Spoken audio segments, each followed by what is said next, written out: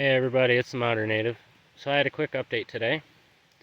Disaster struck on the trail. What we thought was a waterproof tote that could work for our dry food turned out not to be so waterproof. It got rained on, filled with water, and now most of our dry food is ruined. Well, almost. I'm going to share how we're going to salvage what we can from our powdered and dry foods that were in boxes and not in bags. So my first suggestion, obviously, is to make sure that if you have a dry food product, make sure it's in a bag that it comes in. So instead of having a box of mashed potatoes, which you can't really see all that well, but the bottom is all caked up now, make sure you get bags. Because all the bag stuff was fine. The boxes absorbed moisture. So the bottom of it is all caked out, but it hasn't rotted yet. So we're going to go through a process to kind of pre-make a bunch of stuff, so that way we can salvage whatever we can. As you can see, this came out super clumpy, and that's because it got moisture in it. This is pancake batter, pancake mix. So it has to be made today to avoid mold growing inside of the box. So we are going to be making an entire box of fucking pancake mix that is brand new to pretty much make flatbread, hardtack, survival cakes is what I've been calling them. So I'll be walking you guys through that process. So we got the flat pan and the skillet on there with some oil to warm up.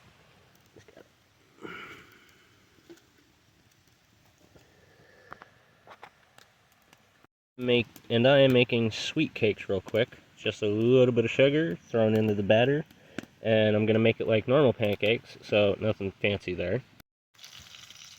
So like I said, nothing really special there. It takes a little bit of extra mixing because you gotta try to break up the clumps and everything that have been formed. And I'm just making a few big pancakes, sweet cakes, like I like to call them. The biggest thing to remember is to make sure that you actually cook them very thoroughly without trying to burn them, because you don't want the moisture inside at all, so that way they stay preserved for longer. Alrighty, so the next batch is cinnamon raisin pancake toast bread stuff. I don't know. This stuff, it's not really pancakes, it's not really bread, it's not really flatbread, it's survival cakes. So we have a whole bunch of these sun-made boxes, and we have cinnamon.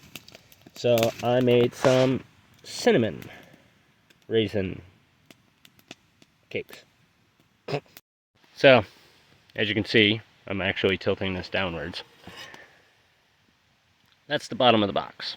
So I got to break that apart and be able to make more. But that's why we need to get this done.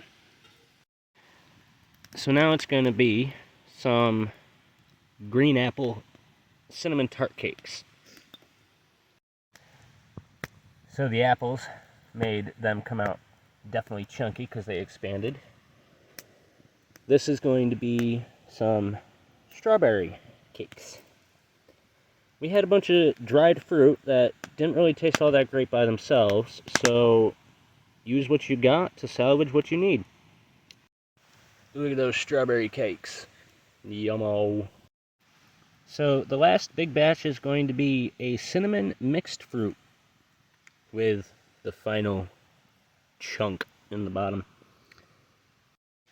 So, if you're ever in a situation where disaster strikes on the trail and most of your food you think is ruined, try to salvage it as fast as you can and do what you can, because this is the only food we have. I don't know when we're going to be able to get more. Funds are super tight, and the money I have left is actually for dog food the next time I can make a trip into town.